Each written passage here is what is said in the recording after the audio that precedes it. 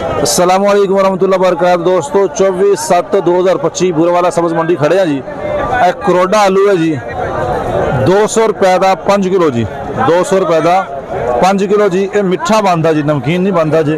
एक करोड़ा है, करोड़ा आलू है, मिठा बनता जो बनाओ इस तरह मिठा नहीं, थोड़ा नमक ला के बनाना पैंदा जी। मिठा आलू है करोड़ा 200 रुपए का 5 किलो।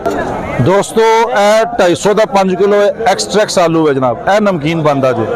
एक्सट्रैक्स आलू है जी, पुराना आलू आखते इन्हों। ये नमकीन बनता 200 का 5 किलो, 250 का 5 किलो। यह जी बनसेरे का नवा आलू आ रहा जी, बनसेरे का जनाब 400 रुपए की धड़ी जनाब। बेहतरीन किस्म का मनसेरे का आलू है जी, बेहतरीन आलू है।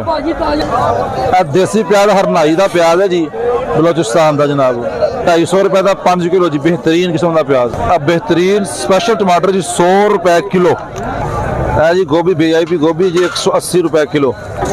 बेहतरीन नजर है जी 450 रुपए किलो जी। अच्छे वाला लेमन जी 200 रुपए किलो है जी। शाह काले पेन जी 150 रुपए किलो बैंगन।